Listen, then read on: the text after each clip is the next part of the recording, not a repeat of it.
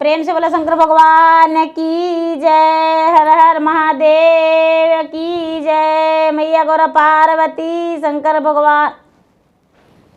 हर हर महादेव। देवों का देव महादेव जी के चरण में प्रणाम करती हूँ, मेरा प्रणाम स्वीकार हो। माता गौरा पार्वती के चरण में प्रणाम करती हूँ, मेरा प्रणाम स्वीकार हो। सब गुरु भाई बहनों के चरण में प्रणाम करती हूँ, मेरा प्रणाम स्वीकार हो। गुरु भाई बहना, मैं एक कथा सुनाने जा रही हूँ। इस कथा को पूरा सुनिए और रहस्य जानिए। हर हर महादेव, घर घर महादेव। गुरु भाई बहना, एक गांव में एक किसान रहते थे और उनकी पत्नी रहती थी। वो किसान निसंतान थे। उनका नाम गंगाधर था और उनकी पत्नी का नाम सावित्री था। दोनों निसंतान थे।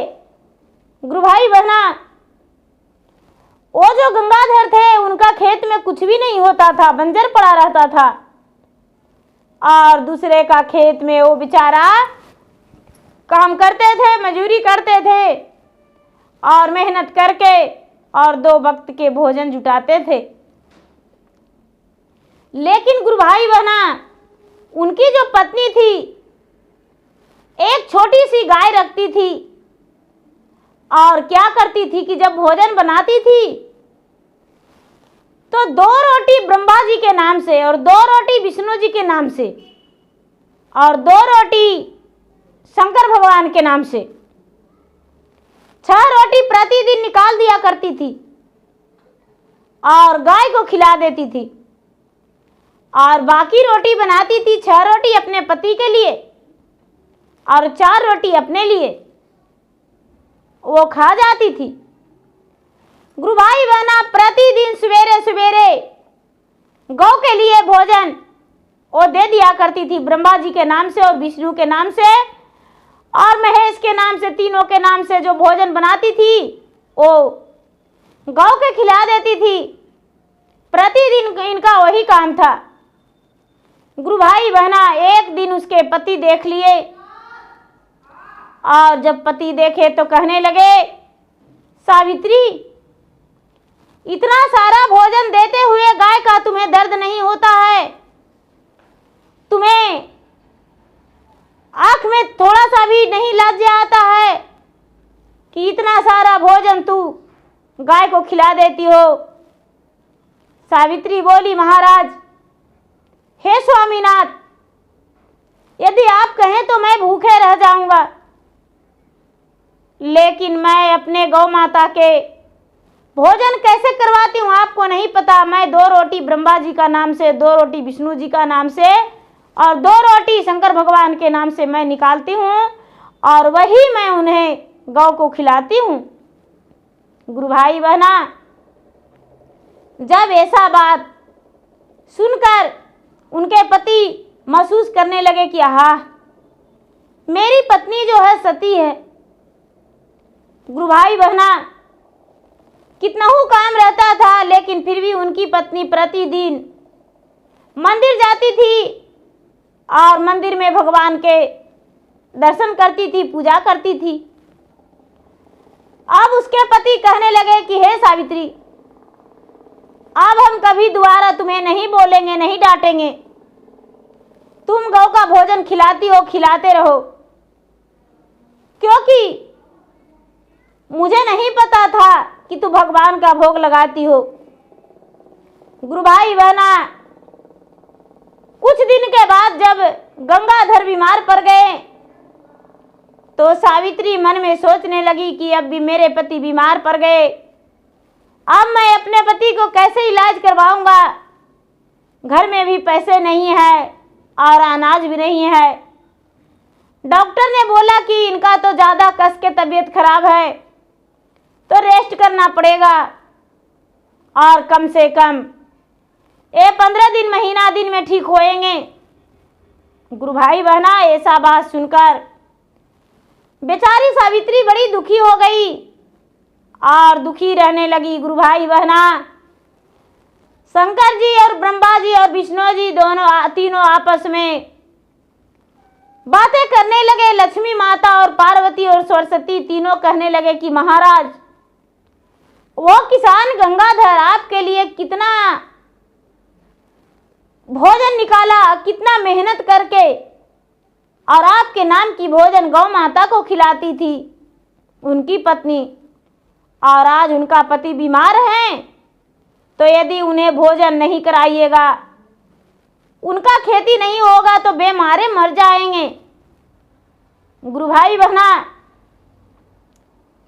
जब ऐसा बात शंकर भगवान सुने तो विष्णु जी से कहते हैं कि हे विष्णु जी, आप मुझे आज्ञा दीजिए, हम उस किसान के खेत में फसल उपजा देंगे जो कि किसान का पता भी नहीं रहेगा। विष्णु भगवान आज्ञा दे दिए और ब्रह्मा जी, शंकर भगवान एक छोटे से किसान बन के और उनका खेत में बिया बो के और लहलहाता हुआ फसल उगा दिए। आप बेचारी सर पटक रही थी कि मेरे पति तो महीने दिन से बीमार हैं, मेरा खेती भी है जो बंजर पड़ा हुआ है, मेरा खेत में भी कुछ नहीं होता है, हम क्या खाएंगे और कैसे करके रहेंगे। दोनों आपस में बीमार पति से बात कर रही थी और गहरी नींद में गुरु भाई बहना रात्रि में जब सोई तो शंकर भगवान स्वप्न में कह रहे हैं कि सावित्री, बड़े गहरी नींद में सोई हो, क्या तुम अपने खेत में नहीं जाओगी देखने? सब लोग अपना अपना फसल काट रहे हैं और तुम अपना फसल नहीं काटोगी। गुरु भाई बहना, ऐसा बात सुनकर और उसका दिल खुश हो गया और सोचती है कि मैं तो अपना फसल बोया ही नहीं हूं, तो कैसे काट सकते हैं।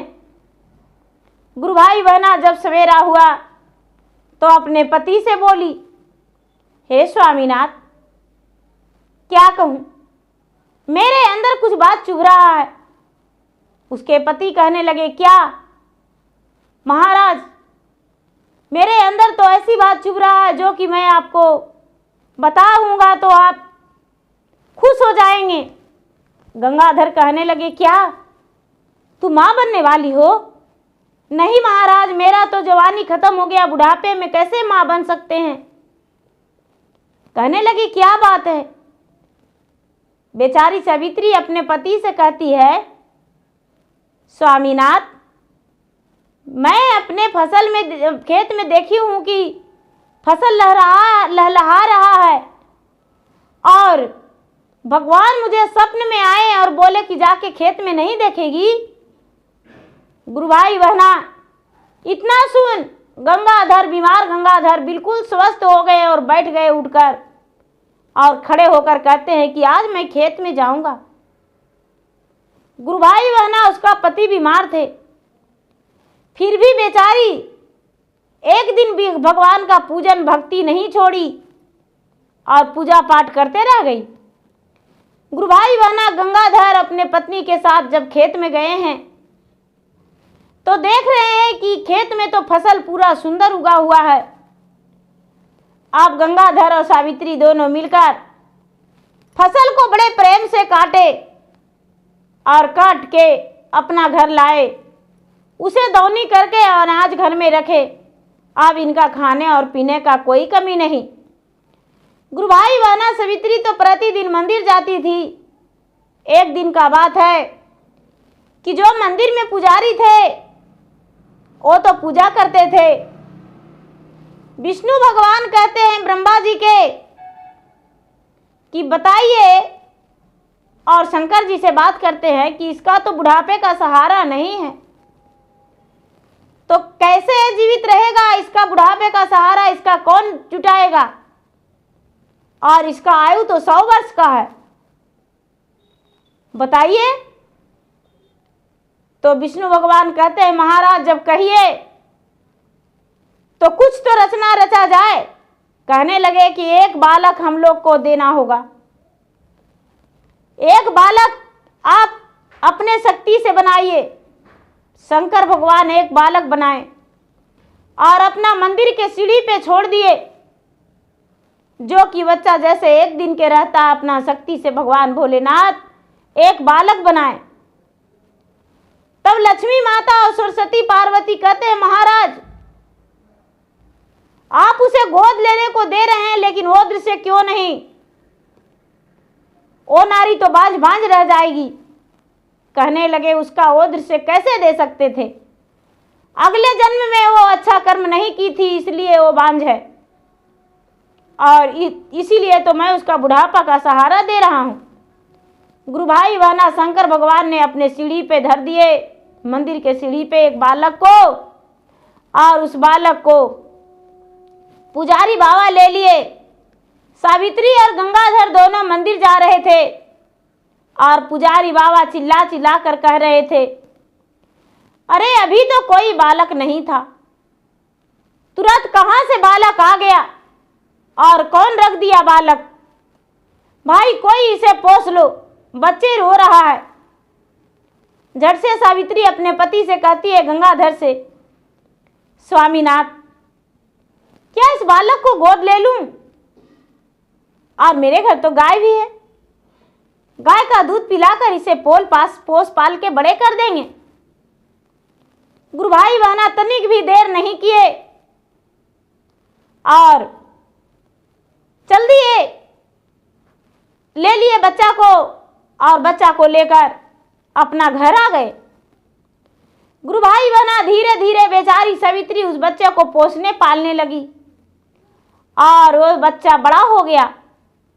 जब बड़ा हुआ तो उसको बच्चा खेलने जाने लगा अपने बच्चन को संगति में, तो सारे लोग कहने लगे, बच्चा कि अरे बड़ा वीर बनता है, मंदिर का सीढ़ियों से तुम्हारा माता उठा के लेकर गया है, और गाय का दूध पी के बड़ा हुआ है, और बड़ा वीर बन के मुझे से कबड्डी में हरा दोगे, पढ़ाई लिखाई में बड़ा तेज बनोगे। क्योंकि बच्चा बहुत संस्कारी था और बहुत तेज था, किसी को भी किसी चीज में अपने दोस्तों को पछाड़ देता था, आगे बढ़ जाता था।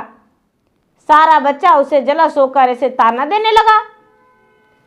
तो गुरु भाई बहना एक दिन अपने माँ से बोला, माँ क्या मैं एक बात आपसे पूछ सकती हूँ? सावित्री जो थी उसकी माँ बोली, बोलो बेटा क्या? तो माँ, सब लोग कहते हैं, मुझे चिढ़ाते हैं कि तूने मंदिर के सीढ़ियों पे फेंका हुआ था, और क्या तू मुझे मंदिर के सीढ़ियों से उठा के लाई हो? बोले नहीं बेटा, ऐसा बात नहीं है, मैं तो भगवान के मंदिर में रोज जाया करता था, और एक दिन मुझे अचानक बहुत जोरों से पेट में दर्द हुआ, और तूने मंदिर के सीढ़ियों पे, हम मंदिर में नहीं जा सके तो वहीं पे जन्म ले लिया।